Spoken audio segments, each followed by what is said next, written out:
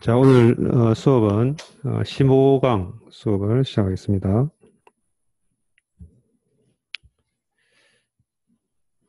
자, 우리 지금까지 어떤 수업을 했는가를 잠깐 돌아보면 영상을 어떻게 생성하는가, 그래서 뭐 카메라를 이용해서 캡처할 수도 있고, 아니면 이제 인간의 시각 시스템에서 어떻게 이제 레티나에 영상이 맺히고 그 과정들에 대해서 배워봤습니다. 그리고 그 과정에서 그레디언트나 뭐 엣지, 코너 뭐 이런 것들에 대해서 피처들에 대해서 이 디스크립터에 대해서 배웠어요. 대표적인 것으로 해서 우리 시프트에 대해서 조금 자세하게 봤죠. 그리고 이제 이런 것들을 전부 이제 영상 도메인에서 해석할 수도 있고 아니면 이제 프리퀀시 도메인에서 우리가 해석을 할 수도 있다. 이렇게 이제 배웠습니다. 그래서 이제 여기까지 배운 상태에서 우리가 이제 피처가 뭔지를 어느 정도 알 텐데, 그래서 이것을 한 5주, 6주 정도, 6주가 6개 강의에 대해서 장면을 인식하거나 혹은 위치를 인식하고 보통 물체를 인식하는 그런 레코니션에 대해서 조금 살펴보고, 물론 여기서 이제 우리 이제 CNN, 딥러닝 기법 중에 가장 대표적인 CNN에 대해서 좀 살펴보고, 그리고 이제 리컨스트럭션 해서 이제 기하학적인 어떤 이해. 여러분들이 실제 이제 살면서 바깥을 보면 저기 보이는 물체가 얼마나 큰지 작은지 혹은 내보다 더 높이 있는지 뭐 낮게 있는지 아니면 여러 가지 어떤 그런 기하학적인 정보들을 다 이게 학습을 통해서 이미 추출하고 있어요. 근데 그것을 우리 컴퓨터 비전에서는 어떻게 해결하는지 그런 토픽들에 대해서 살펴보겠습니다.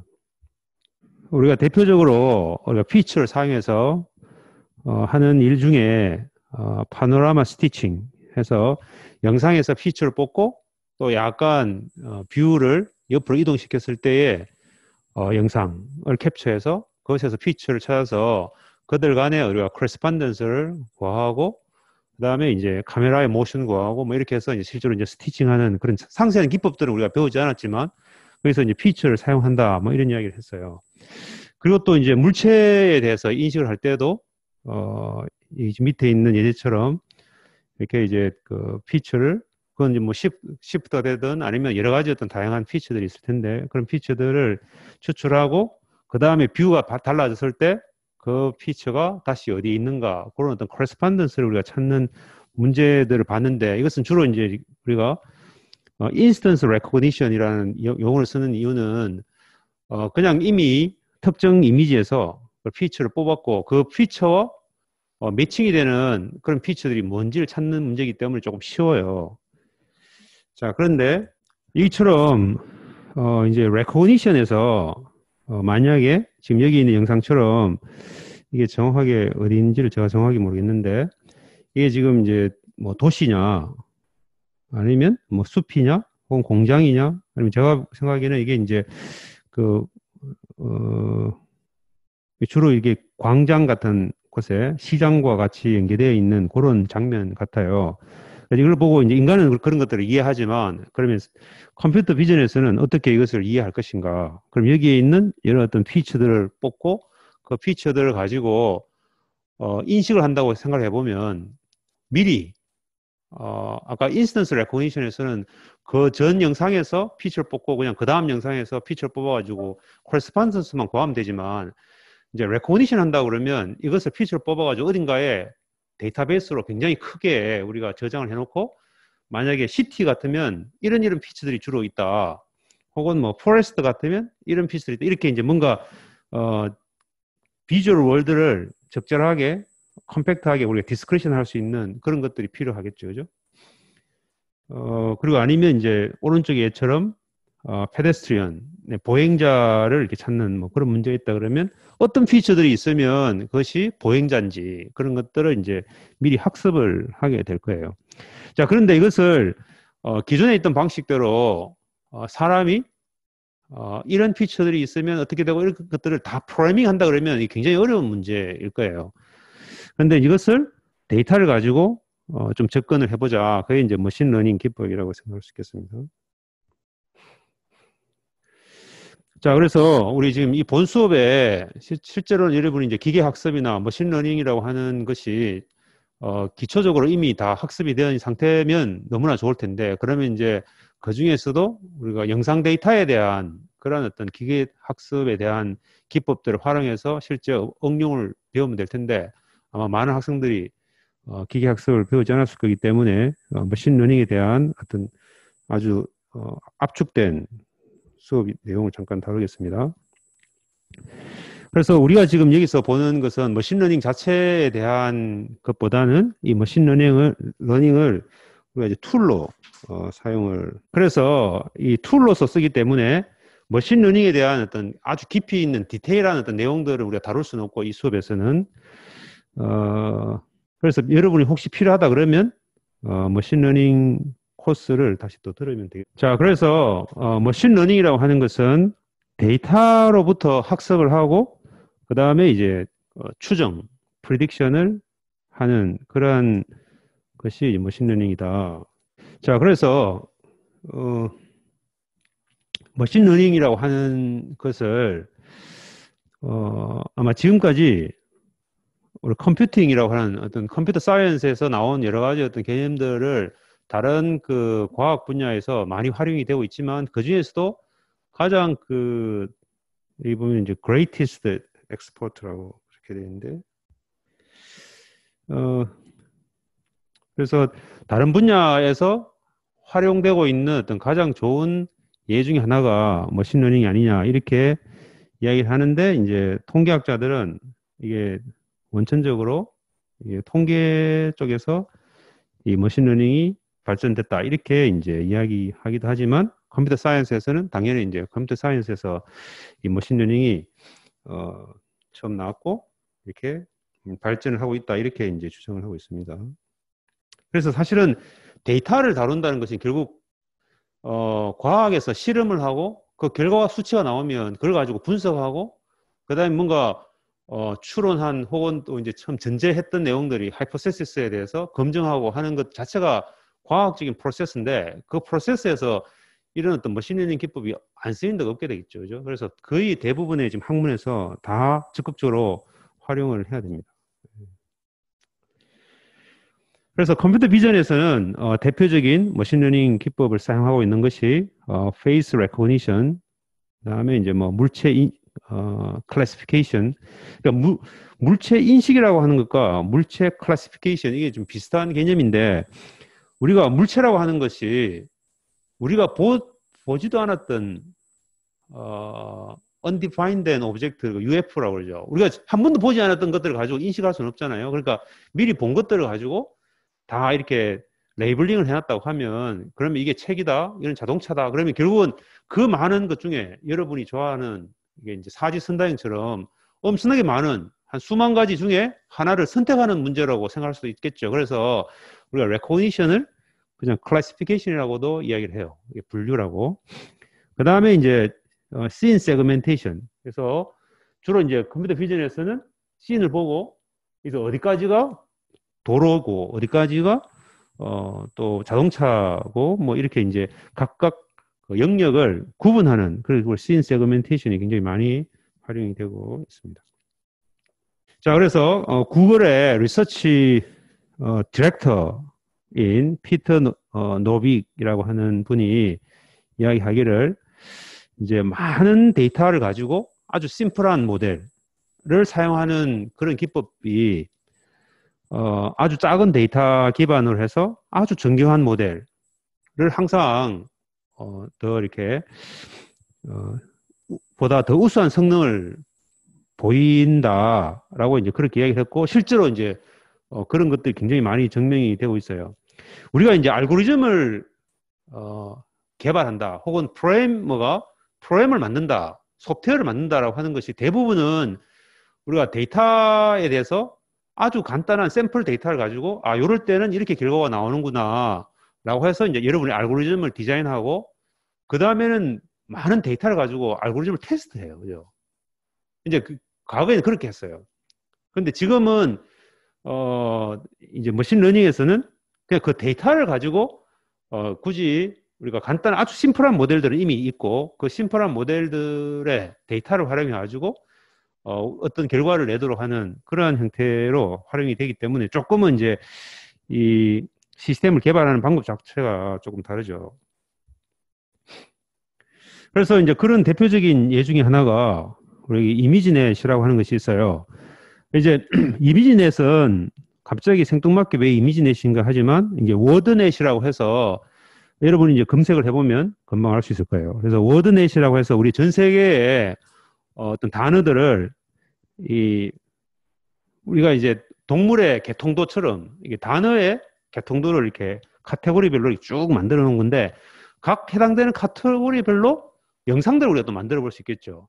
그러니까 사람이 보고 있는 어떤 영상과 그 다음에 이 텍스트, 단어라고 하는 것은 어떻게 보면은 우리가 뭘 보고 여기 자동차가 있다 라고 할 때 인식한다는 것은 이미 자동차라고 하는 단어와 이렇게 연결시키는 거기 때문에 그래서 우리가 어떤 영상을 인식한다고 할 때 바로 그러한 워드넷에 해당되는 모든 이미지들을 카테고리별로 분리해 놓고 그 다음에 이제 여기서는 이제 1000개의 클래스를 지금 쓰고 있죠. 1000개.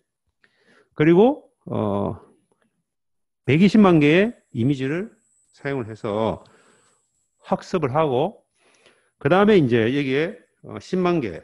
10만 개는 여러분한테 오픈하지 않고 단지 이제 여러분이 만들어 놓으면 이제 10만 개 가지고 테스트를 해보는 거죠. 여러분이 만든 그 시스템이 얼마나 카테고리를 잘 구별하는가, 이미지 클래시피케이션을 잘 하느냐. 그렇게 하는데 이제 그게 완벽하게 1000개 중에서 한 개를 찍어내는 거니까 굉장히 어렵죠, 그죠? 그래서 보통은 한 5개, 탑 5개를 제시하고 그 중에 하나라도 맞으면 맞다 이렇게 하고 그것을 틀리면 이제 탑 5 에러라고 이제 그렇게 해서 합니다. 이게 클릭하면 안 되네. 그래서 여러분이 imagenet.org 들어가 보면 여기에 아직도 이렇게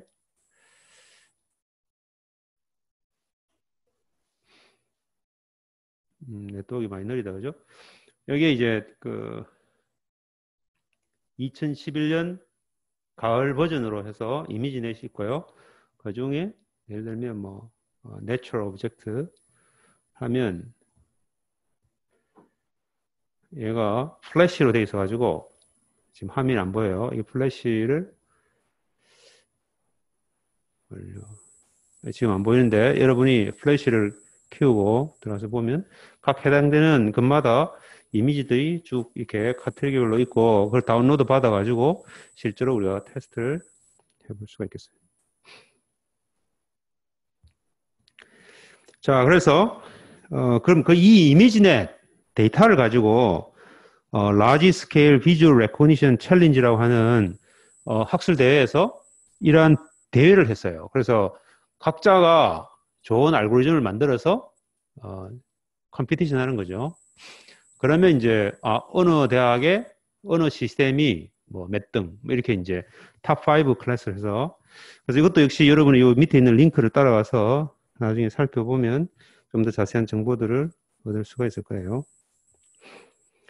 그래서 이제 모양은 뭐 이런 식으로 되어 있는데 그래서 뭐 예를 들어서 여기 있는 머쉬룸을 보면 여기 이제 탑 5의 결과를 내고 그 중에서 이제 코렉트한 그 중에 한 개가 맞으면 되고 아니면 이제 이처럼 첼이라고 해서 해놨는데 이 달마시안이라고 인식한다든지 뭐 다른 것들을 이렇게 쭉 했는데 첼이는 답이 없죠. 그래서 이러면 이제 틀린 거고 뭐 그런 식으로 되어 있어요. 자, 그래서 이게 이제 2010년부터 2017년까지 8회에 거쳐서 대회를 했는데 초반에 2010년, 2011년 이때는 대략 탑5 에러가 28%, 26% 이러다가 이제 2012년에 이건 획기적인 걸로 이게 이때는 아주 조금 2%씩 이렇게 하다가 갑자기 10% 정도 이렇게 다운이 됐어요. 이때 이제 우리가 알렉스넷이라고 해서 이제 이때 이제 뉴럴 네트워크 기반의 딥러닝 알고리즘으로 알렉스넷이라고 하는 모델을 이용해서 이제 이 문제를 해결을 했죠. 그 이후에 이제 결과가 쭉쭉 좋아하다가 이게 이제 휴먼 에러라고 해서 휴먼 에러가 지금 현재는 대략 한 5% 되는데 이게 아마 스탠퍼드 대학에 있는 대학원생들을 대거 투입시켜 가지고 막 해보니까 애들이 에러가 한 5% 정도 에러 나오더라. 이게 이제 휴먼 에러예요. 근데 2015년에 레스넷이라고 하는 모델이 이 휴먼 에러보다 더 낮은 결과를 얻었죠.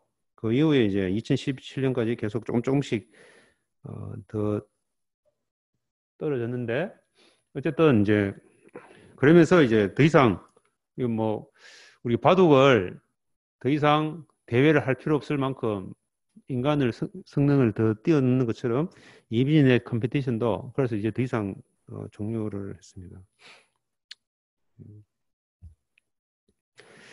자, 그래서 이제 이것이 우리가 이제 머신러닝 특히 이제 머신러닝 중에서도 우리가 딥러닝을 가지고 얼마만큼 성능을 좋게 만드는가. 그래서 요즘 이제 우리가 인공지능이라고 하면 거의 대부분 뭐 딥러닝 이야기를 하고 있지만 어쨌든 그 전체적인 어떤 인공지능의 어떤 그 방법 중에 그러니까 인공지능이라고 하는 것이 기본적으로는 사람이 하는 어떤 그런 여러 가지 어떤 그 지능적인 일들을 컴퓨터가 대신 해보자라고 하는 건데 그 중에서 가장 큰 게 어떻게 보면 시각이에요. 그래서 인간이 물론 이제 듣고 말하고 이런 것도 있지만 어쨌든 이제 그래서 컴퓨터 비전 쪽에서 많이 다루고 있는 문제들이 대부분 다 우리 딥러닝으로 많이 지금 하고 있고 그래요. 근데 그러면 이제 아까 이야기한 대로 이 스몰 심플 모델 가지고 데이터를 많이 써서 이제 문제를 푼다고 했는데 그러면 모든 문제를 풀 수 있느냐 그런 건 아니고 여기처럼 이제 머신러닝 프로블럼이라고 해서 머신러닝 기법들이 잘 해결할 수 있는 대표적인 것들이 이렇게 네 가지 카테고리로 나눌 수 있겠어요. 원래 문제 자체가 디스크리트한 그러니까 100개 중에 뭐를 찾는 것 이런 거 아까 얘기한 대로 클래시피케이션이죠, 그죠? 혹은 카테고라이제이션이에요. 그래서 이제 디스크리트한 문제 자체가 디스크리트한 거고 아니면 이제 이것을 리그레션해서 0에서 1 사이의 어떤 값을 찾는 문제 이런 것들은 이제 컨티뉴스하죠. 그래서 그런데 그것에 대해서 우리가 데이터가 이 데이터를 주면 얘는 자동차야. 아니 이것을 주면 이거는 0.7이야. 이렇게 이제 값이 주어지면 그걸 우리가 슈퍼바이즈드 러닝이라 그러고 그렇지 않고 답이 없는데 단지 그 데이터만 가지고 데이터의 특성이 이렇구나라고 하는 걸 이해하는 그러한 방법들은 다 unsupervised learning이에요. 그래서 이제 디스크리트한 것은 내가 지금 가지고 있는 데이터가 여러분이 이제 여러분의 뭐 여러 가지 정보들을 추출해서 보니까 대략 한 5 그룹으로 나눠지더라. 그럼 이게 이제 거기서 그룹으로 나눠진다는 것은 동일한 성질을 갖는 사람들을 묶음을 해서 그 그룹 안에 있는 사람들끼리는 서로 차이가 많이 안 나고 그 그룹을 떠난 다른 클래스하고는 차이가 많이 나는 그 차이라고 하는 것도 이제 우리가 어떻게 정의해야 되겠지만 그래서 이제 그러면 이제 그걸 이렇게 묶음을 만드는 그런 걸 우리가 클러스터링이라고 그래요. 이것은 정답이 없어도 우리가 이제 할 수 있는 거죠, 그죠? 그래서 이제 unsupervised learning이라고 그래요. 자, 그런데 꼭 우리가 디스크리트하게 뭐 5개, 뭐 100개 이렇게 클러스터링 하는 게 아니라 이것도 역시 마찬가지로 데이터가 컨티뉴스한 결과를 내는 것은 이게 dimensionality reduction이라고 하는 그런 기법들이 있어요. 그래서 오늘은 주로 이 두 가지, 이 unsupervised learning의 클러스터링과 dimensionality reduction 이 두 가지 문제에 대해서 우리가 좀 더 살펴보도록 하겠습니다.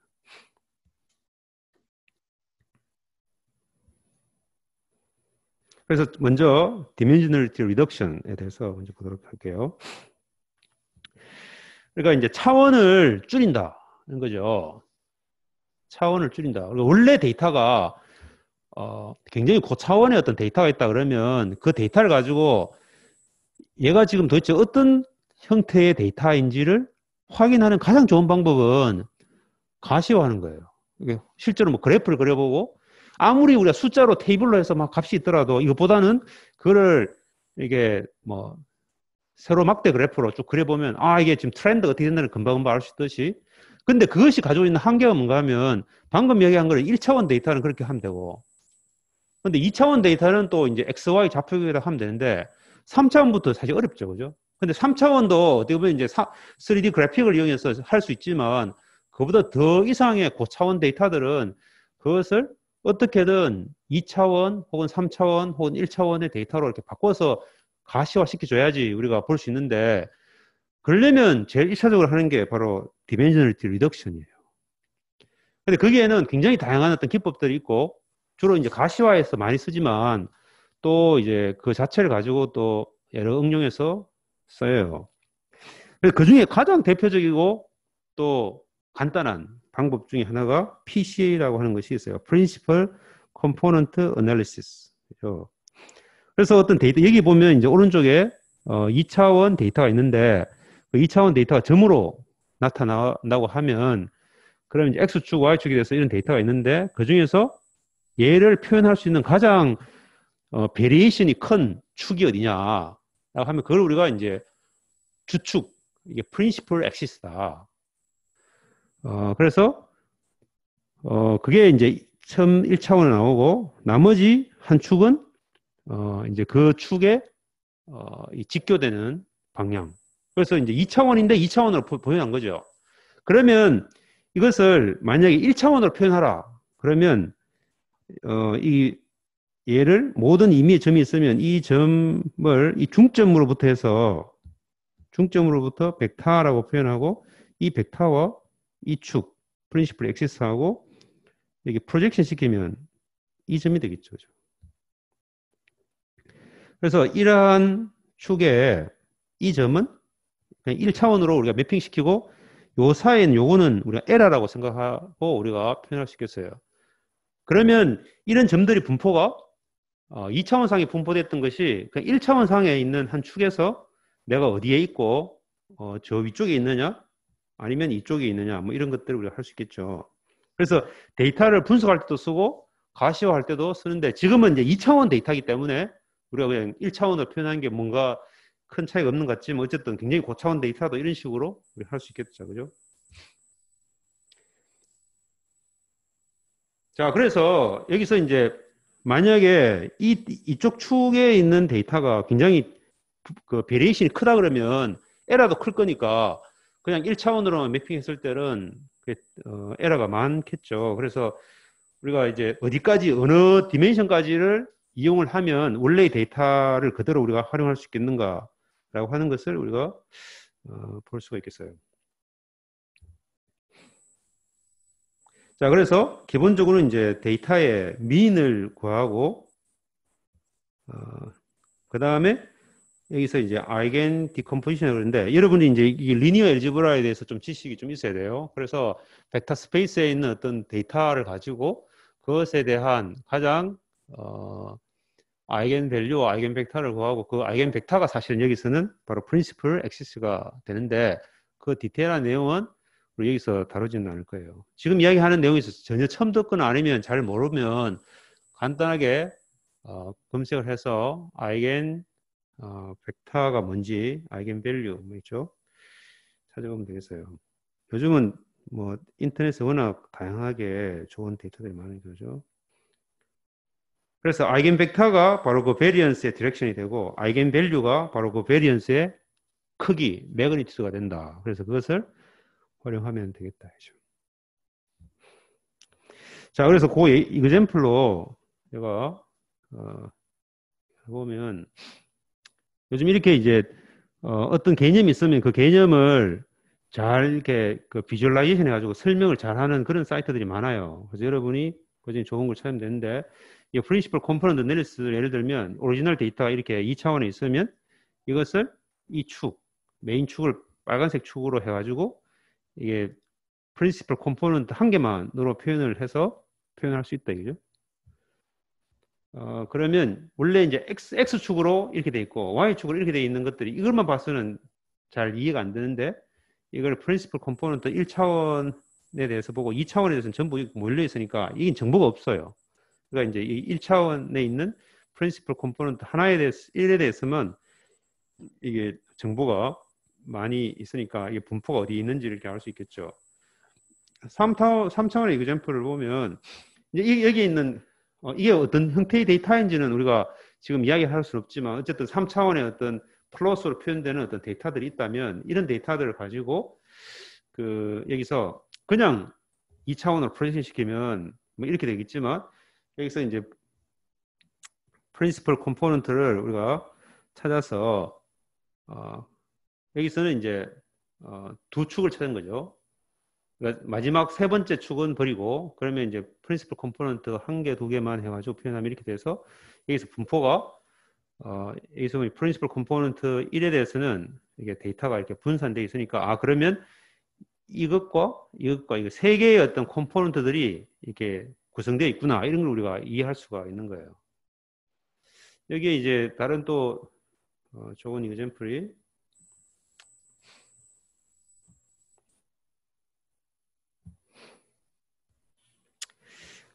이제 그 영국에서 주로 이게 사람들이 뭘 많이 먹느냐라고 하는 것을 일주일 동안 체크를 해보니까 그 잉글랜드 이게 주죠. 그 잉글랜드와 노스 아일랜드, 스코틀랜드, 웨일스 이렇게 해서 네 개의 주에 있는 주민들을 가지고 해서 보니까 알코올릭 드링크가 한 375, 뭐 베버리지가 57, 뭐 이렇게 쭉 해서 이제 뭐 시리얼 많이 먹네 그죠? 1470 시리얼이 시리로 이렇게 인식이 돼가지고 또 얘가 어떤 자 그래서 이런 데이터가 있을 때 이걸 가지고는 우리가 분석하기 어려워요. 특히 이것은 이게 이제 17, 17디멘션의 그런 데이터가 되겠는데 그래서 이것을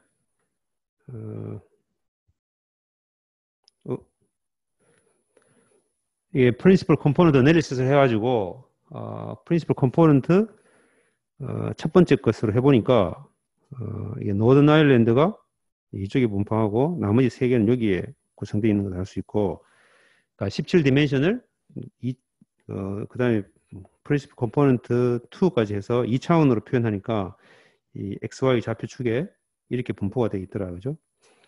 그래서 여기로 구성되어 있는 그것에 대한 값들을 각 해당되는 원래의 그 17디멘션에 있는 것과 매핑을 시켜보면 주로 이제 이런 것들이 이거는 많이 먹고 이거는 적게 먹고 뭐 이렇게 이제 분석을 해볼 수 있는 거예요.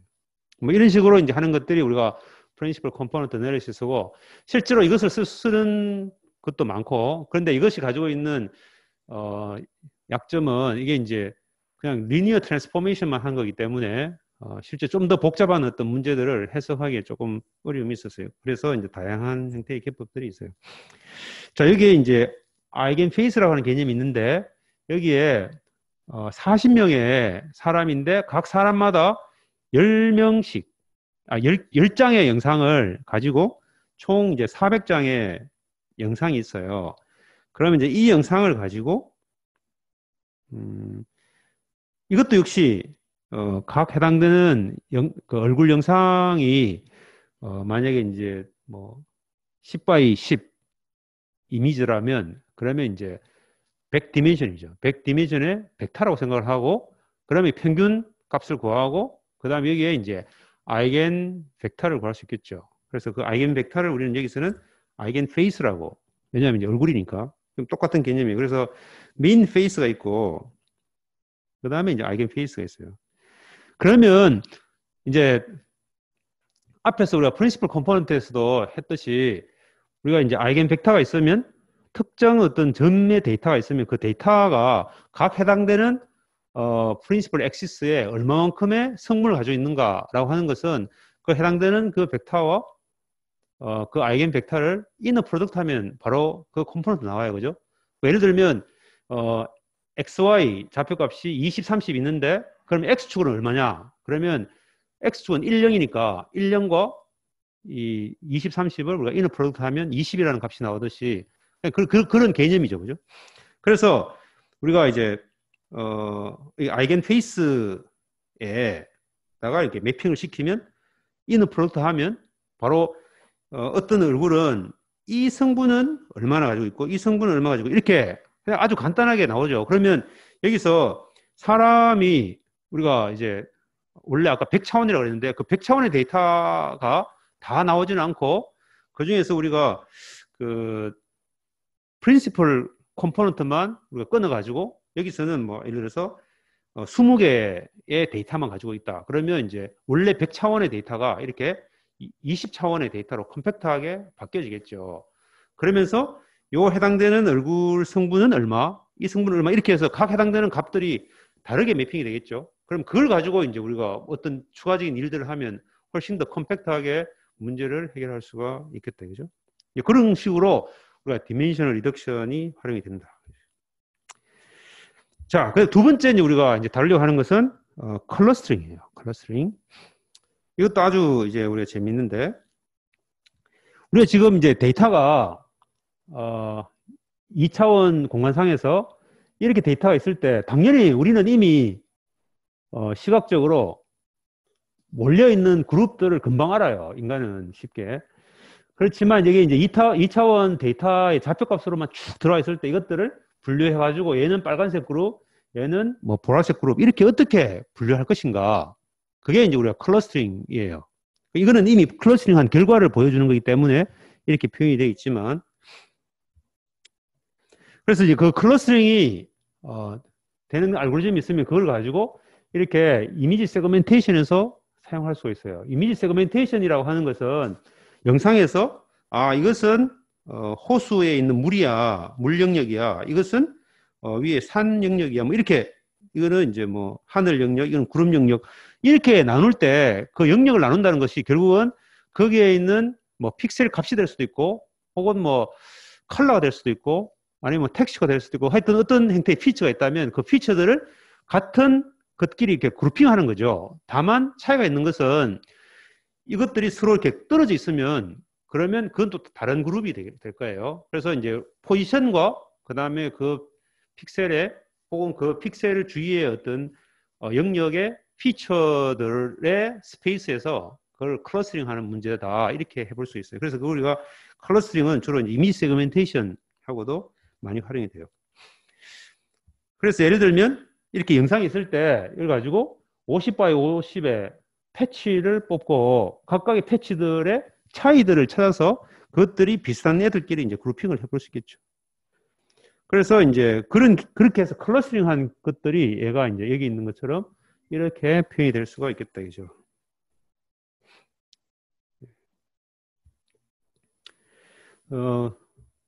그리고 그 픽셀 하나가 가지고 있는 정보가 너무 작기 때문에 그래서 인접한 영역끼리 우리가 크게 그룹핑 해가지고 문제를 푸는 것들을 우리가 슈퍼픽셀이라고 하는데 그 슈퍼픽셀을 만들 때 혹은 아니면 슈퍼픽셀을 이용해서 세그멘테이션 할 때 그때도 역시 클러스터링 기법들을 쓰면 되겠다. 그죠? 그래서 세그멘테이션 할 때 우리가 이제 사람은 사실 너무나 잘 하고 있는데 이 사진이 위에 오른쪽 위에 있는 사진처럼 이렇게 있으면 여기서 이제 말 영역이 어디까지인가 그 다음에 뒤에 나무는 어디까지 있고 이런 것들을 너무나 쉽게 잘 해요. 근데 이제 이 세그멘테이션 해서 너무 많이 세그멘테이션 하면 우리가 그걸 오버 세그멘테이션이라고 그러고 이게 너무 이렇게 그룹핑을 많이 해가지고 하면 이제 언더 세그멘테이션이에요. 그러니까 이 사이에 어떤 뭔가가 있을 텐데 이런 것들을 이제 그 하이라키컬하게 계층적으로 우리가 이제 세그멘테이션을 해볼 수도 있겠습니다. 자, 그래서 그러면 이제 이 클러스터링을 어떻게 하느냐? 우리가 이제 이 픽셀이 될 수도 있고, 혹은 아까 봤던 50x 50 패치가 될 수도 있고, 혹은 뭐 피처가 될 수도 있고, 어쨌든 그리고 우리가 포인트라고 한다면 그 포인트들을 비슷한 애들끼리는 그룹핑을 하고 그 그룹핑한 애들에 대한 대표값 하나로 이렇게 표현하는 그런 것들을 우리가 클러스터링이라고 그렇게 이야기를 해요.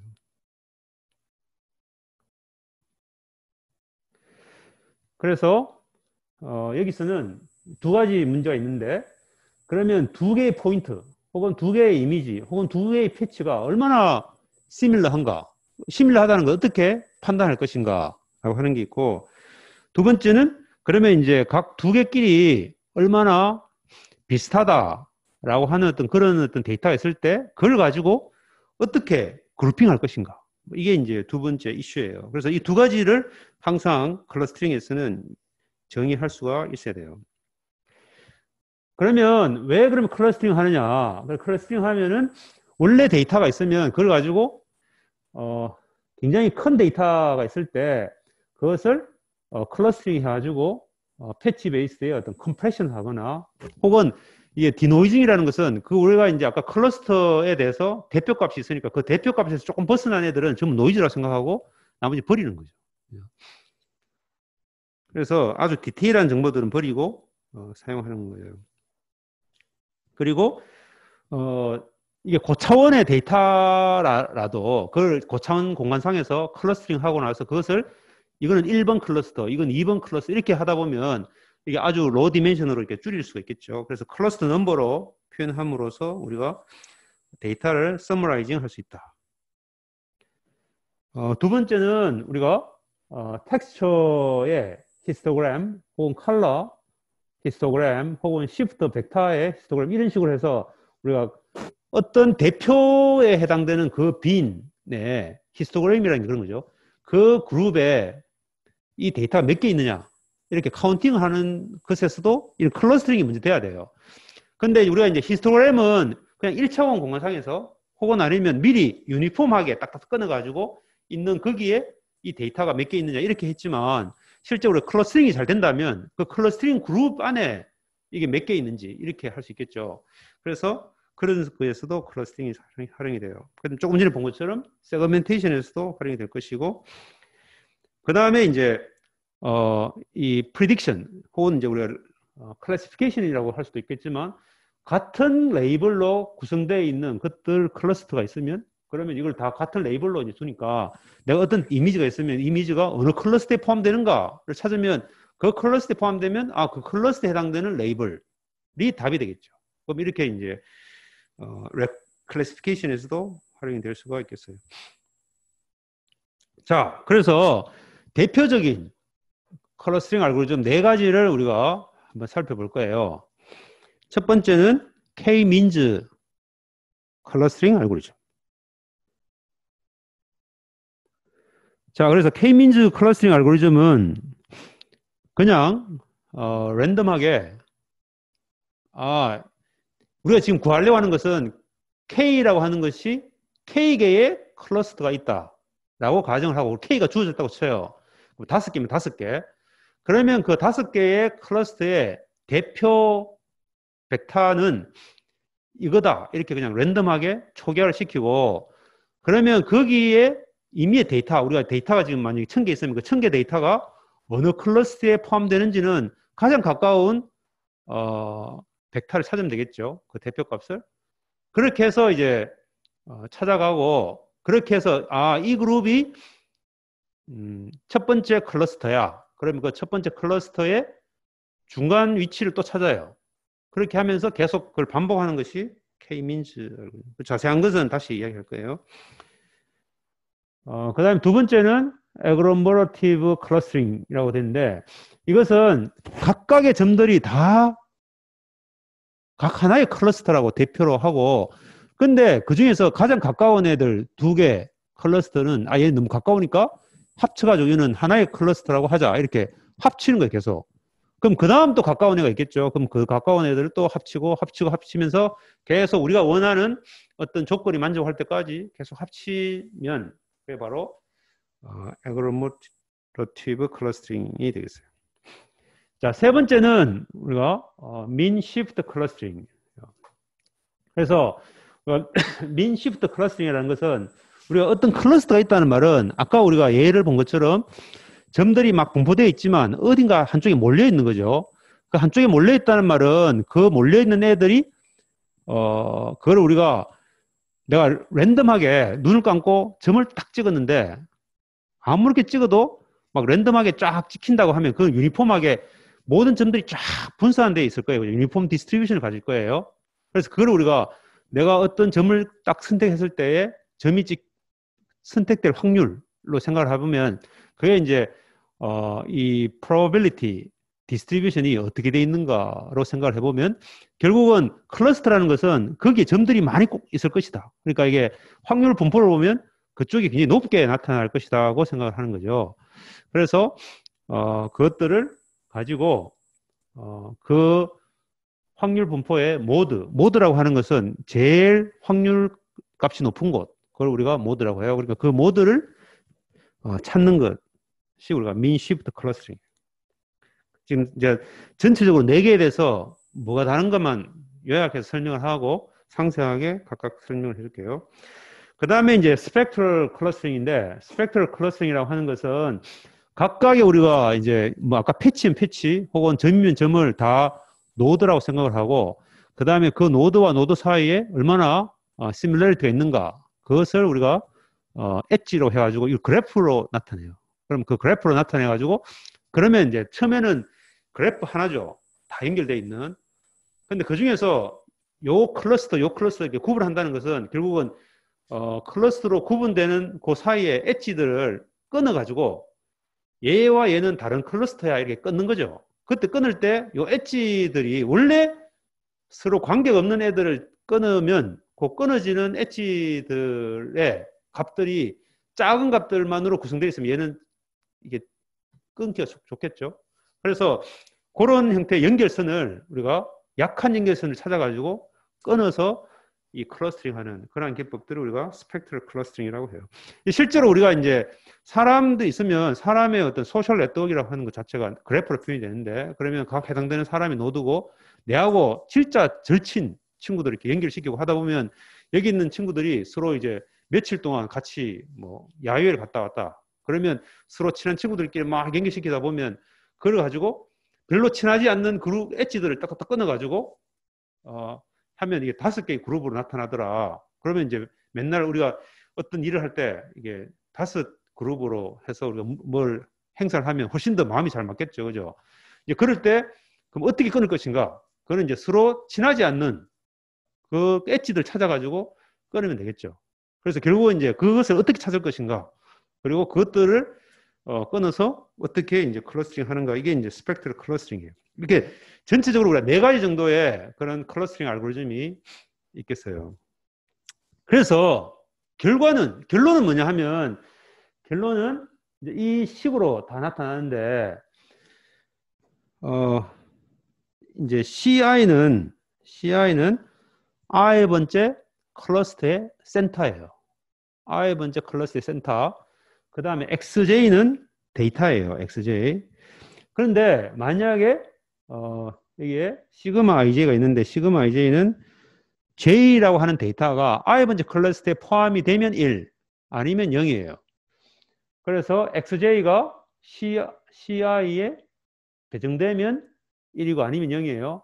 그래, 결국은 이 말은 뭔가 하면 1이나 0을 곱하니까 이것은 내가 XJ가 CI에 속해 있는 애들에 대해서만 그 차이를 구하는 거죠. 그 차이를 제곱해서 그걸 다 대서 전체 개수 n으로 나누면 평균을 구하면 되는데, 그렇게 해가지고 최소 값이 되는 그러한 클래스 C와 그 다음에 이제 그 해당되는 XJ가 클래스 I에 속한다라고 하는 것을 나타내는 소속 함수인 시그마를 구하면 된다. 이게 이제 우리가 클러스터의 수학적인 표현 기법이에요. 근데 여러분이 사실 이게 이제 그냥 말로 하면 될 것을 왜 이렇게 복잡하게 수식으로 나타내냐 하지만, 여러분 수학에 대해 수식에 대해서 조금 더 이제 친근해지면 우리 이게 가장 완벽하게 이렇게 표현을 할 수 있는 표현 기법이기 때문에 그게 조금 익숙해질 필요가 있어요. 자, 어쨌든 우리가 원하는 것은 이건데, 이것을 풀려면 이게 하나가 딱 고정되면 나머지 하나는 쉽게 구할 수 있는데, 이 2개가 같이 움직이니까 지금 결국 우리가 풀려고 하는 문제가 이거죠. 그래서 CI는 K개죠. K 클래스니까 K개의 클래스가 있고 CI가 있고, 그 CI의 XJ가 나는 C1에 해당돼, 나는 C2에 해당돼, 이렇게 이제 결국 클러스터링에 어디에 속한다라고 하는 걸 찾아가는 문제가 클러스터링이니까, 그래서 그걸 찾는 시그마 IJ를 찾으면 되겠죠. 그런데 결과는 내가 속해 있는 곳에는 다 밀집해 있어서 그 사이에 에러가 적고, 근데 엉뚱한 저 멀리 있는 애를 내가 이 클래스에 있다라고 하면 에러가 크겠죠. 그러니까 이제 되도록이면 가까이 있는 애한테 속해 있다라고 해야지만 되니까 바로 이 뒤에 있는 이 차이 값의 제곱이 최소화되도록 그렇게 문제를 풀면 되겠어요. 자, 그래서 K-민즈 알고리즘은 방금 우리가 이것이 사실 실제 현실에서도 비싼데 여러 가지 풀어야 될 파라미터가 있는데 혹은 여러 가지 팩터들이 있는데 이것도 고려해야 되고 이것도 고려해야 되고 이런 문제 있죠. 그럴 때 꼭 그런 것들이 다 해결 방법이 될 수는 없지만 가장 단순한 방법 중에 하나는 일단 이 고려해야 할 사항들을 고정시켜 놓고 현재 상태에 고정시켜 놓고 이 상태에서 가장 베스트인 이 고려 사항을 조절해 가지고 베스트 값이 되도록 이 고려 사항을 막 찾아요. 그러면 그 다음에 그걸 고정시켜 놓고 또 이거를 찾아요. 이제 그렇게 하는 것들이 많이 사용이 되는데 이게 바로 K-민즈 알고리즘 그런 거예요. 자, 그래서 우선 여기서 세 개의 클래스, K가 3이라고 치고 K개의 센터를 랜덤하게 선택을 해요. 2차원 공상에서. 이건 이제 2차원 데이터라고 치면 만약에 100차원이면 100차원에서 선택하면 되겠죠. K개를 랜덤하게. 그 다음에는 각 해당되는 데이터들을 가장 최소화되도록 니어리스트 센터를 찾는 거죠. 이것은 아까 있는 것처럼 시그마를 지금 C는 고정돼 있고 시그마를 찾는 거죠. 그죠? 시그마 IJ를 찾죠. 그렇게 해가지고 보면 지금 만약에 녹색 그룹이라고 한다면 지금은 얘를 센터라고 했는데 얘보다는 얘를 옮겨가지고 이쪽으로 센터를 하는 게 훨씬 에러가 적을 거예요. 그죠? 그래서 시그마는 고정되어 있으니까 뒤에 있는 CI와 XJ에 이 CI를 또 바꿔요. 그래서 옮기고 다시 가서 그럼 또 CI가 바뀌었으니까 또 다시 시그마를 바꾸면 되겠죠. 그래서 계속 반복하는 거예요. 이게 더 이상 줄어들지 않도록 할 때까지. 그게 K-민즈 알고리즘이에요. 그래서 먼저 클러스터 센터를 랜덤하게 초기화하고 그 다음에 가장 클러스터 센터가 되는 시그마를 구하고 그 다음에 그 시그마를 고정시켜 놓고 CI를 구하고 이걸 계속 반복한다. 이 사실은 굉장히 간단한 알고리즘인데 이걸 처음 개발한 사람은 굉장히 똑똑한 사람이죠. 이 K-민즈 알고리즘이 엄청나게 많이 사용이 돼요. 클러스터에서. 자, 그래서 예를 들어서 여기 있으면 여기에 데이터가 네 개. 그래서 랜덤하게 처음에 이제 구하니까 저 왼쪽에 있는 이렇게 네 개만 구해졌어요. 그렇게 놓고 그것에 가장 가까운 데이터를 이렇게 색깔을 칠해 가지고 만들고 거기서 그 그룹들이 예를 들면 녹색이 굉장히 많이 분포되어 있잖아요. 그 중에서 센터를 다시 구하는 거죠. 그러면 이제 센터가 이렇게 바뀌죠. 이 상태에서 다시 또 데이터가 그 센터에 가장 가까운 애들로 다시 컬러링을 새로 하는 거죠. 클래스를 새로 배정하는 거죠. 그 다음에 다시 또 센터를 또 구하고 그 다음에 또 새롭게 하고 이렇게 계속 반복하는 거죠. 그렇게 하니까 물론 여기서는 우리는 답을 알죠. 우리는 요렇게 됐으면 좋겠는데 어쨌든 여기서는 답이 요렇게 그다음에 이렇게 구해진 거죠.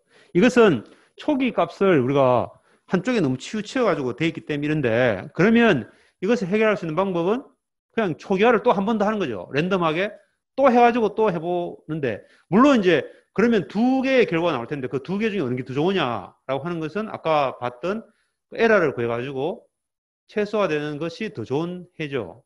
그렇게 하면 되니까 일단 뭐 운이 좋다면 몇 분 만에 더 좋은 결과를 우리가 얻을 수가 있을 거예요.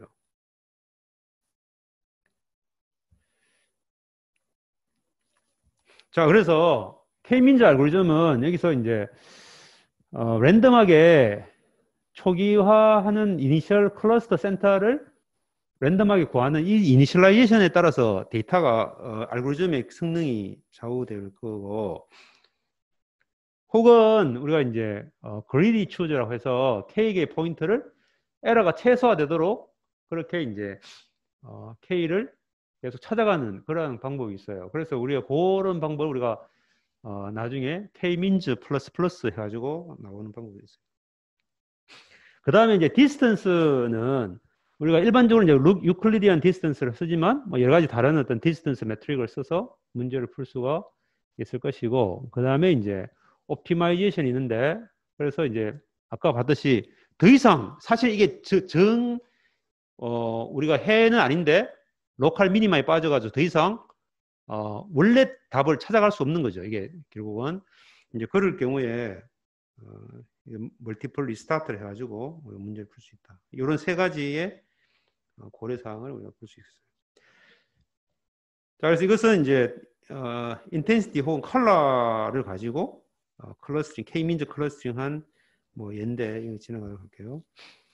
자, 그래서 여기서 이제 어려운 것 중에 하나가 K-민즈 알고리즘 가지고 있는 제일 문제는 K를 미리 딱 정해져야지만 우리가 문제를 풀 수 있기 때문에 K를 어떻게 선택할 것인가예요. 그래서 이거 이제 결국 이것도 K를 여러 달리 해가지고 문제를 풀 수가 있겠죠, 그죠? 그 다음에 그 결과를 보고 에러가 더 적고 하면 되는데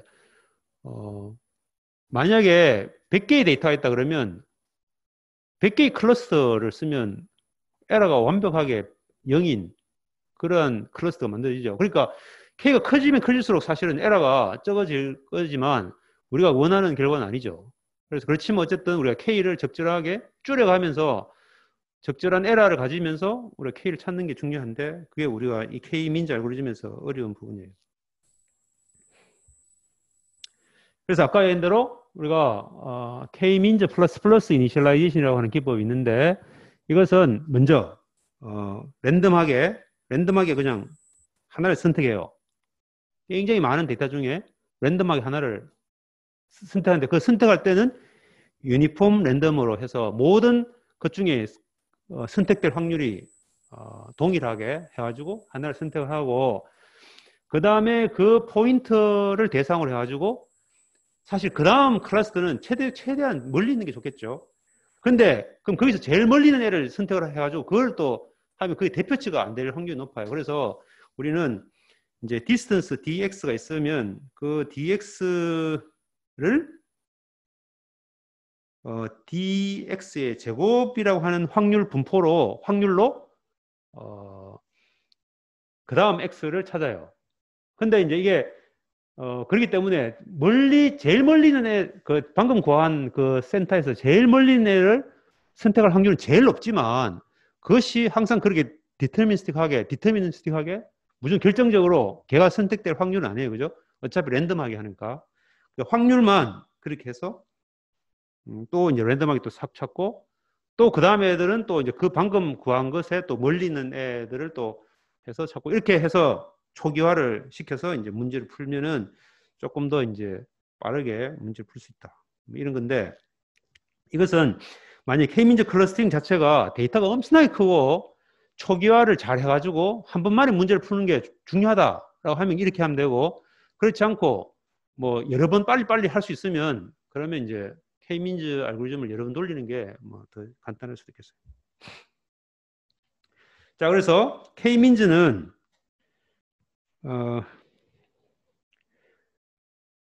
데이터에 클러스터 센터를 찾아가지고 그것의 베리언스가 최소화되도록 하는 그러한 것들을 찾는데 아주 막강하다. 그리고 간단하고 빠르다. 그리고 구현이 쉽다. 이게 굉장히 사실 쉽게 구현할 수 있어요.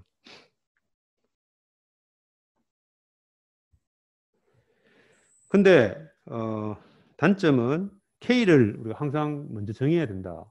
아웃라이어에 민감하다. 이 아웃라이어는 예를 들면 실제로는 우리가 데이터가 아닌데 이런 오류가 있는 애가 하나 딱 끼어 들어가면 이런 식으로 이렇게 결과가 나와요. 이렇게 한 그룹 클러스터, 이렇게 한 클러스터. 얘 때문에, 아웃라이어 때문에.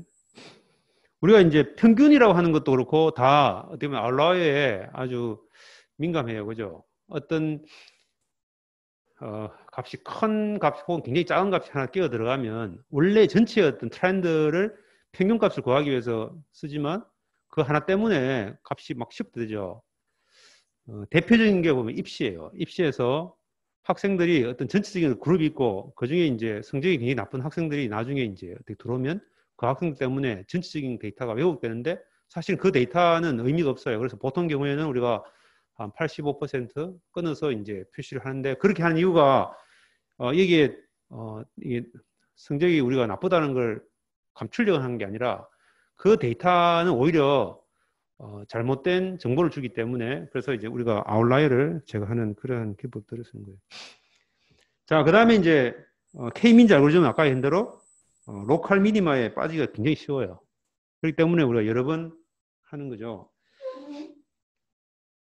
그 다음에 이제 모든 클러스터들이 같은 파라미터들을 가져서 그래서 디스턴스를 좀 달리 할 필요가 있을 수 있는데 그래서 그런 것들이 조금 그렇고 그 다음에 이제 또 데이터의 디멘션이 굉장히 큰 D 디멘션의 데이터가 N개 있으면 그러면 이 컴플렉시티가 비고에 KND 이렇게 돼 있기 때문에 그래서 N과 D가 굉장히 크면은 이 K-민즈 클러스터링 알고리즘이 매우 느리게 된다 이죠. 자, 그래서 그렇지만 우리가 이제 나중에 실제로 이거 활용이 될 텐데 그 비주얼 딕셔너리를 빌드하는데 피처를 클러스터링 하는데 이게 K-민즈가 사용이 돼요. 그래서 그거는 나중에 다시 나올 거예요. 바로 나오네요. 근데 이거 이제 상세한 내용은 우리가 나중에 배울 거예요. 그런데 우리가 시프트 피처를 뽑았죠, 그죠? 피처를 뽑아가지고 그것들을 피처 공원상에다가 쫙 뿌려가지고 그 다음에 이제 그것을 세 개의 클러스터로 그룹핑하고 그 다음에 각 클러스터마다 또 세 개의 클러스터로 클러스터링하고 이런 식으로 이제 하이라키컬하게 쭉 표현할 수가 있어요. 그러면 피처의 대표값을 가지고 이렇게 트리를 따라가면서 방금 특정 피처가 나오면 그 피처는 어디에 클러스터에 있는 애다라고 하는 걸 쉽게 찾을 수가 있는데 그때 우리가 이런 그 K 민즈 클러스터링 알고리즘을 써서 이걸 딕셔너리를 빌드하는 거예요. 이것은 나중에 다시 나올 거기 때문에 그것도 다시 보도록 합시다. 그래서 이것도 어떤 피처들을 가지고 4개의 이 코드워드로 이렇게 분류하고 그렇게 해서 이제 비슷한 형태의 피처지만 이것을 이제 레코니션에서 활용하는 그런 예가 되겠어요. 자, 그 다음에 이제 에그로모러티브 클러스터링이라고 하는 것은 아까 얘기한 대로 모든 점들을 다 자신의 클러스터라고 둔다고 했죠. 그렇게 해서 이제 둔 상태에서 가장 가까운 애 2개를 합쳐가지고 하나의 묶음으로 해서 하나의 클러스터로 하고 또 그 다음에 또 새로운 애가 있으면 또 합치고 이렇게 계속 이제 반복하는 거죠. 이렇게 계속 반복해서 어디까지 우리가 원하는 어떤 조건을 만족할 때까지 계속 머지를 하는 방법이 되겠어요. 자, 그래서 하다 보면은 어떤 하나의 어떤 클러스터와 하나의 클러스터를 머지를 해야 되니까 예를 들면 여기 있는 빨간색 클러스터와 이 클러스터를 우리가 머지를 해야 되죠. 그럴 때 머지를 한다는 것은 그럼 얘와 얘와의 관계 그 다음에 얘와 얘와의 관계 얘와 얘와의 관계에서 어느 것이 더 가까운가 라고 하는 것을 정의를 해야 되는데 그래서 점들 사이에 평균 디스턴스를 쓸 수도 있고 맥시멈 디스턴스를 쓸 수도 있고 미니멈 디스턴스를 쓸 수도 있어요. 이런 이제 클러스터 간에 얼마나 가까운가 라고 하는 것을 이렇게 시뮬러리티를 정의를 할 수 있고요. 아니면 이제 우리가 이미 이 클러스터에 대한 대표치를 구해놨죠. 그래서 그 대표치와 대표치 혹은 민 간의 거리 이렇게 할 수도 있고 뭐 이렇게 여러 가지 이제 클러스터 간의 시뮬러리티를 어떤 문제 도메인에 따라서 우리가 적절하게 정의를 할 수 있겠어요. 자, 그 다음에 이제 얼마나 많은 클러스터로까지 우리가 그룹핑할 것인가 라고 하는 거 우리가 이제 하다 보면은 오른쪽에 있는 그림처럼 그렇게 이제 개통도가 자동적으로 만들어져요. 그러면 이제 어떤 클러스터를 이렇게 원천적으로 같은 그룹으로 머지돼 가지고 어떻게 왔다 이런 것들을 우리가 알 수가 있는 거죠. 그래서 여기서 최대 맥시멈 클러스터의 개수를 정의하면 그때까지 우리가 머지를 계속 하면 되고, 아니면 어떤 그 클러스터 사이에 거리가 어느 정도 이상이 될 때까지 계속 머지를 한다 이렇게 하면 이제 그런 어떤 그 디스턴스 베이스로 해서 할 수도 있고 뭐 어떻게 이제 그렇게 정의를 할 수가 있겠어요. 자, 그래서 이 기법은 구현하기가 쉽고 여러 응용에서 지금 활용이 되고 있고요. 그 다음에 이제 클러스터가 굉장히 이제 쉐입에 아답티브한 쉐입을 가진다. 그리고 하이라키를 자동으로 제공해 준다. 근데 이제 나쁜 것은 이게 하다 보면은 이제 트리가 인밸런스가 돼가지고 한쪽은 데이터가 작고 한쪽은 뭐 굉장히 데이터가 많아질 수가 있겠어요. 이게 머지를 하다 보면. 그 다음에 여전히 클러스터의 개수나 혹은 그 미니멈 디스턴스 스레이홀드 값을 디파인드 있어야 되기 때문에 이것들에 따라서 성능이 좋을 수도 있고 나빠질 수도 있고 그래요. 그 다음에 이제 이게 울트라 매트릭이라고 하는 용어인데 이건 조금 어려운데 뭐 디스턴스 매트릭이 있을 때 디스턴스는 뭐든지 다 디스턴스는 이렇게 하죠. 0보다 커야 되고 그 다음에 뭐와 뭐와의 거리가 있고 뭐와 뭐의 거리가 있으면 이게 트랜지티브하게 A와 B가 있고 B와 C가 있으면 A와 C의 거리는 항상 A와 B와 C의 거리보다는 작거나 같아야 되죠. 근데 그것을 만족하지 않아도 되는 그런 어떤 매트릭을 우리가 정의를 하면 그게 울트라 매트릭인데 그 이제 응용에 따라서 그렇게 정의를 해서 문제를 풀 수도 있기 때문에 이게 조금 나쁘다 이렇게 돼 있어요. 자, 그 다음에 이제 민 시프트 세그멘테이션인데 민 시프트 세그멘테이션은 이렇게 민 시프트라고 하는 알고리즘을 사용해서 이렇게 세그멘테이션 하는데 굉장히 성능이 좋다는 걸 뭐 보여주고 있어요.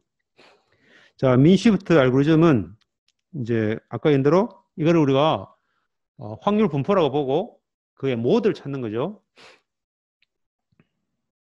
만약에 이제 이런 영상이 있다면 그 영상을 컬러 스페이스상에서 점으로 쭉 모든 픽셀들을 쫙 뿌리면 그러면 굉장히 몰려있는 애들이 있을 거예요. 그러면 이런 것들을 주위에 어떤 특정한 윈도만큼을 했을 때의 개수로 이렇게 하면은 이렇게 3차원 공간상에 있는 확률 분포로 표현이 되고 그러면 우리가 이제 이거를 이거 두 가지로 볼 수 있는데 내가 이제 산맥이 있을 때 산들이 있죠, 봉우리가. 그러면 지금 어떤 이 지점은 어느 산 봉우리의 이 언덕이냐 할 때 그걸 어떻게 찾아요? 내가 거기서부터 가장 가까운 봉우리 찾아가면 되겠죠. 그게 잠시 이 문제예요.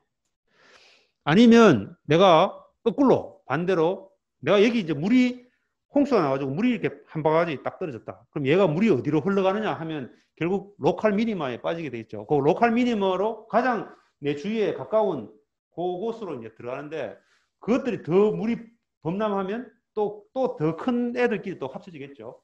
그럴 때 이제 이거를 이렇게 보면 산이고 반대로 거꾸로 보면 이게 이제 그런 하수가 되겠어요. 그래서 내 현재 위치에서 가장 내 주위에 가장 높은 애 모드를 찾는 거죠. 그래서 그렇게 해서 이제 요 그룹에 해당되는 애들은 전부 하나의 꼭지로 가면 얘들은 전부 하나의 클러스터다. 이렇게 그룹핑하는 거죠. 그게 이제 민 시프트 알고리즘인데 왜 민 시프트라고 하느냐? 그거는 이제 알고리즘에 의해서 그러는데 아까 얘기한 대로 이제 이거를 물을 이렇게 부었을 때 그 이제 하수로 이렇게 흘러가는 그래서 같은 하수로 들어가는 애들은 전부 이게 하나의 그룹이다. 이렇게 이제 해서 그 클러스팅 하는 거죠. 자, 그래서 예를 들어서 지금 이렇게 데이터가 있다고 쳐요. 그러면 여기서 이제 정의를 해야 되는 것은 내가 하나의 윈도우 안에 들어오는 같은 이 평균값을 구하기 위한 내가 지금 현재 이 지점에 생각했다 그러면 이 점에 있는 애는 어디에 속하는가? 모드가 어디냐라고 하면 이 사이즈, region of interest라고도 하고 우리가 이제 미리 정해놓은 그 거리 안에 있는 애들을 가지고 이것의 평균을 구해요. 그래서 이게 민이에요. 민. 평균을 구하니까 이거예요. 그죠? 그러니까 요 안에 있는 점들을 가지고 평균을 구한 거예요. 그러면 이제 얘를 여기로 옮기는 거죠. 그래서 시프트 시키는 거예요. 그리고 이게 민 시프트 벡터라 그러고 그 민 시프트만큼을 이동해가지고 이렇게 옮겨요. 그러고 나서 여기서 다시 센터 오브 매스를 또 구하죠. 평균값을. 근데 여기서 말하는 이제 센터 오브 매스를 구한다는 것은 각각 해당되는 점들이 많이 몰려있는 애들이 있으면 그러면 그쪽이 무게가 커지니까 그쪽으로 쏠리게 돼 있어요. 그죠? 그래서 계속 그렇게 구하는 거예요. 이렇게.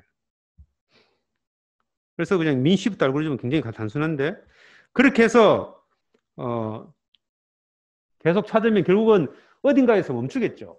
그러면 그 멈추어 있는 그 점이 내가 방금 제일 첫 번째 출발했던 그 점에 대한 모드라고 생각하면 되겠어요.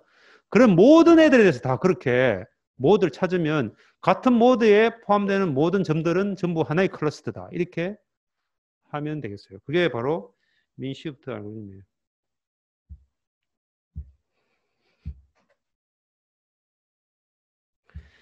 자, 이게 지금 애니메이션이 네.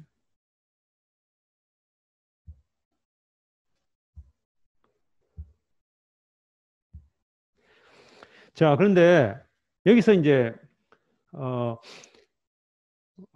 약간 또 고려해 봐야 되는 게 있는데 내가 이제 윈도우라고 하는 그 서클 안에 있는 애들을 전부 다 동일한 웨이트로 할 수도 있지만 멀리 있는 애들은 조금 웨이트가 떨어지고 가까이 있는 애들은 좀 웨이트를 더 줄 수가 있을 거예요. 그래서 그걸 우리가 이 커널 덴시티 에스티메이션이라고 그러는데 그냥 어떤 함수가 있는데 함수가 내가 지금 현재 있는 그 X의 데이터에 대해서 이 XI라고 하는 그 위치에서 얼마나 떨어지는가에 따라서 그 다음에 우리 H라고 하는 그걸로 이렇게 나눠가지고 그것에 대해서 어떤 K라는 함수로 거리값을 구해서 문제를 풀어보면 좋겠다. 그게 이제 근데 그 K를 예를 들어서 가우시안 펑션을 쓰면 가우시안 커널이라고 그래요. 그래서 이제 아까 있는 점에서 기준에서 웨이팅을 이렇게 주는 거죠. 그래서 이 가까이 있는 이런 점들은 웨이팅을 많이 주고 멀리 있는 애들은 웨이팅을 적게 주고 그럼에도 불구하고 이게 점들이 많으면 일로 이게 시프트 되겠죠. 그래서 그것은 이제 여기 H를 어떻게 정의하는가 이 시그마를 따라서 이 것의 모양이 뭐 이렇게 쭉 퍼질 수도 있고 혹은 이렇게 좁을 수도 있고 그래서 이제 그 윈도우를 이렇게 커널로 디파인 할 수 있겠어요. 자, 그래서 민 시프트는 이렇게 가우시안 커널, 여기서 가우시안을 쓴다면 이제 가우시안 커널에 대해서 웨이팅을 줘가지고 그것에 각각 해당되는 위치 xi를 곱해가지고 그것을 전체 각 해당되는 것들 원래는 이제 이걸 전부 웨이팅 1이면 n으로 나눌 텐데 n개를 여기서는 이제 그것에 대한 서메이션 해가지고 전체의 서메이션 분의 각각의 g의 x를 웨이팅 해가지고 구한 것. 그게 바로 새로운 것이 민이 될 것이고 그걸 지금 현재의 출발된 x하고 빼주면 그 민 시프트 벡터가 되겠어요. 그래서 그 mx를 모든 점들에다가 다시 어플라이 해가지고 새롭게 구해서 구하면 되겠죠. 자, 그래서 민 시프트 알고리즘은 결국 주어진 점들에 대해서 모드를 찾는 건데 여기서 컨을 어떻게 쓸 것이냐. 우리가 아까 이제 가우시안 컨을 썼지만 컨을 어떻게 쓸 것이냐. 그 다음에 얼마나 넓은 영역을 우리가 하나의 interest of region으로 쓸 것이냐. 그 밴드위스를 선택하는 게 있고요. 그 다음에 이제 아까 설명했던 그 알고리즘 그대로 쓰면 되겠다. 그래서 이것도 역시 계속 반복하면서 수렴할 때까지 하면 되겠죠. 그래서 같은 모드로 수렴되는 그런 점들은 전부 다 같은 클러스터로 배정하면 민시프트 클러스팅은 끝나요. 자, 그래서 민시프트를 이용한 세그멘테이션이 있는데 이거는 이제 결국 그 지금 이야기한 것은 전부 피처 공간상에서 이야기한 거고 이거는 이제 이미지의 픽셀 위치를 기반으로 해가지고 그 주위에 있는 점들을 가지고 사용을 해야 되기 때문에 그래서 피처 공간상에서의 K와 그 다음에 그 포지션 S의 커널 사이즈를 따로 정의를 하고 그 다음에 초기를 픽셀 로케이션에서 출발해 가지고 민 시프트를 적용시키면 되겠어요. 그렇게 해서 가는데 같은 애들이 그 위치에서도 가까이 있어야 되고 그리고 이제 피처 공간상에서도 가까이 있으면 그러면 이제 그 해당되는 두 개의 피처가 혹은 두 개의 픽셀이 같은 클러스터다 이렇게 머지를 하면 되겠어요. 상세한 내용 우리가 자세하게는 하지 않고 그래서 민시프트 세그멘테이션의 결과들은 아주 잘 나와요. 이게 도 나온 결과고 그래서 민시프트 클러스터링은 실제로 굉장히 다양한 응용에서 제너릭 프랙티스 세그멘테이션에서 좋은 성능을 구하고 그 다음에 이제 이 리전을 어떻게 모양을 우리가 디자인하에 따라서 마음대로 우리가 쓸 수 있고 아웃라이어에 아주 로버스트하다. 왜냐하면 아까 한 대로 굉장히 멀리 있는 애들이 있으면 커널을 디파인했기 때문에 웨이트가 굉장히 줄어들어서 아웃라이어가 있어도 별로 영향을 안 미쳐요. 근데 이제 단점은 미리 커널 사이즈가 정의되어야 되고 그 다음에 굉장히 하이 디멘셔널 피처에 대해서는 적합하지 않다 이렇게 나와 있어요.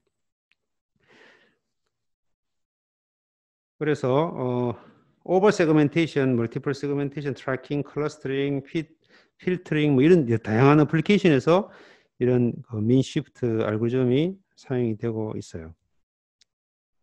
자, 그다음에 이제 마지막으로 우리가 이제 스펙트럴 클러스터링인데 그래서 아까 한 대로 그 각 해당되는 피처 혹은 픽셀 혹은 뭐 이미지 어떤 것들을 다 노드라고 생각하고 그다음에 노드와 노드 사이에 시뮬레리티를 엣지로 표현해 가지고 그래프를 구하고 거기서 이런 그 하나의 클러스터와 다른 하나의 클러스터 사이에 있는 연결된 것들을 다 디스커넥트 시키는 거죠.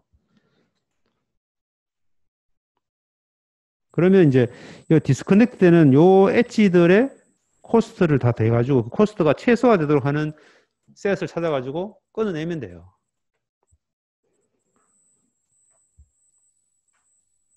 그렇게 해서 이제 끊으면 그렇게 해서 이제 그룹핑이 되는 거죠. 자, 근데 어떻게 끊느냐? 그럼 이게 이제 만약에 이제 그 세그먼트가 굉장히 큰 노드들을 가지고 있는 그룹핑되어 있는 애들이 있으면 당연히 옆에 있는 엣지들이 많겠죠. 그러면 당연히 그 끊기 어려워요. 왜냐하면 그거 다 합치면 에러가 커지니까. 그래서 그것을 큰 애들이라도 그것이 의미적으로 끊어야 될 상황이 되면 끊도록 하기 위해서 이 노멀라이즈드 컷이라고 하는 개념을 쓰는데 이 노멀라이즈라는 것은 이 A라고 하는 이 덩치가 굉장히 크면은 그만큼 여기 있는 연결된 애들도 많을 거니까 그만큼을 나눠주는 거죠. 그래서 A의 볼륨만큼으로 이 AB의 컷되는 그 엣지 전체의 값을 이 볼륨 A로 나눠주고 B도 마찬가지고 한쪽이 굉장히 크고 한쪽이 작으면 그래서 각각에 해당되는 볼륨과 볼륨 A와 볼륨 B 각각에 대해서 나눠서 노멀라이즈 해가지고 값을 구하는 그런 방법이 많이 써요. 그래서 우리가 상세한 내용은 이제 설명 못 하겠지만 이제 노멀라이즈드 컷 알고리즘 사용해서 세그멘테이션 한 결과가 아주 좋은 결과들을 얻고 있다 이죠. 그래서 여기 보면 이제 어떤 포그라운드가 있고 뒤에 백그라운드가 있는데 그 백그라운드에 해당되는 것과 그 다음에 포그라운드라고 하는 것 사이에 연결선을 다 끊는 그런 것들에서 이런 그 노멀라이즈드 컷 알고리즘이 많이 활용이 되고 있어요.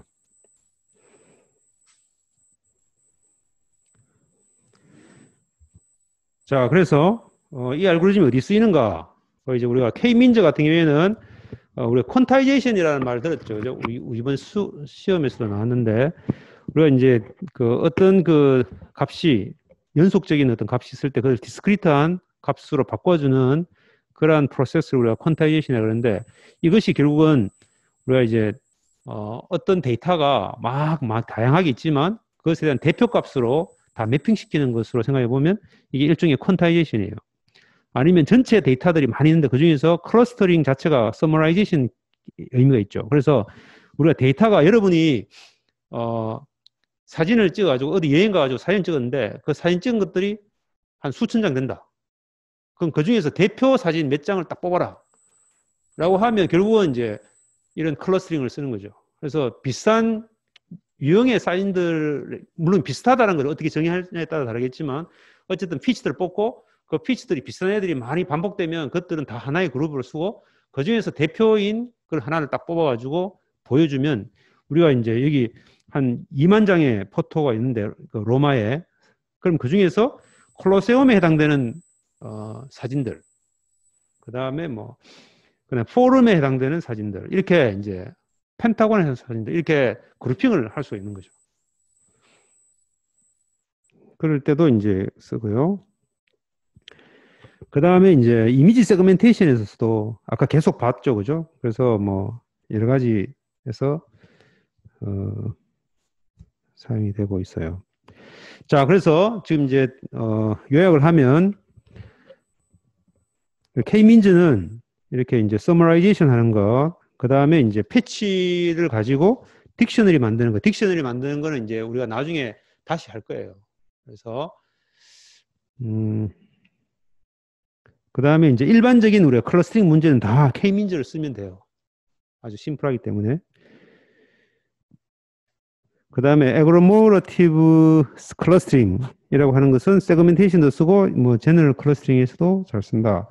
스펙트럴 클러스터링도 그 다음에 이제 뭐 서머라이제이션, 세그멘테이션, 렐러번스를 찾는 뭐 이런 것들. 그러니까 렐러번스라고 하는 건 아까 우리가 이 소셜 네트워크에서 사람과 사람 간의 관계 뭐 이런 거 할 때도 이런 스펙트럴 클러스터링을 쓰면 좋겠죠.